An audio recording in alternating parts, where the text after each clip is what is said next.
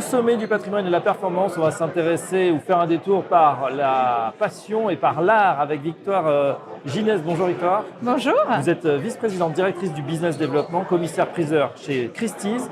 Alors on parle beaucoup de diversification aujourd'hui dans les patrimoines, l'art en fait partie, mais vous dites qu'il ne faut pas que ça prenne le pas sur la passion. Expliquez-nous.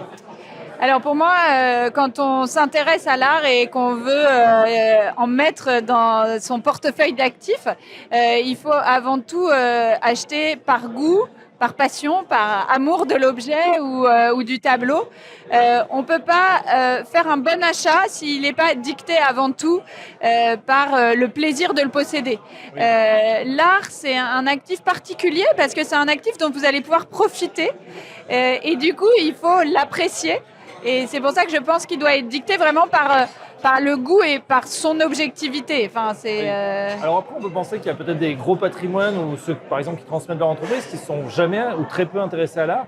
Est-ce qu'il y a une manière d'aborder? Il faut se laisser guider par son instinct. Comment on fait pour rentrer dans cette dimension?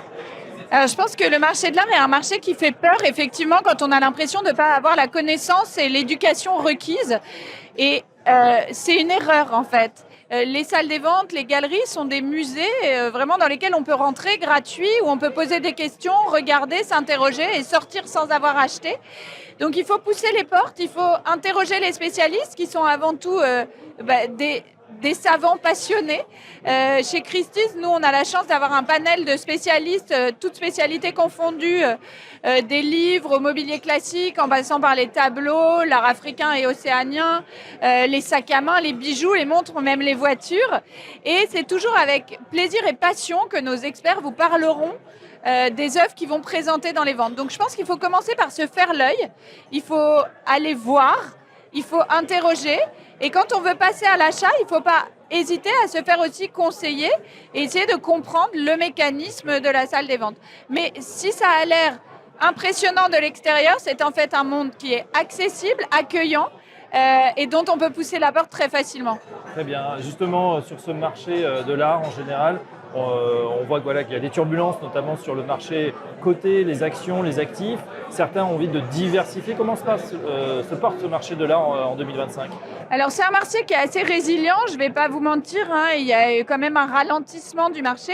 Il faut dire qu'après le Covid, on a atteint le ciel. Donc on est revenu à un niveau peut-être plus normalisé.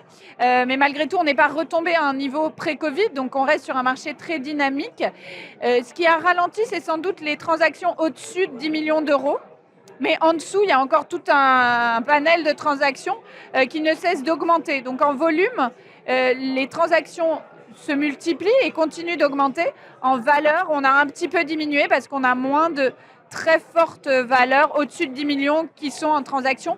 Mais quand on regarde le marché français, finalement, on garde un marché extrêmement dynamique et riche de transactions. Ouais. Ben voilà, en tout cas, merci beaucoup Victoire Ginès. Je rappelle que vous êtes vice-présidente directrice du business développement, commissaire-priseur chez Christie's et on se souviendra donc qu'il ne faut pas hésiter à pousser la porte des hôtels des ventes. Ouais. Merci et à très bientôt sur Bismart.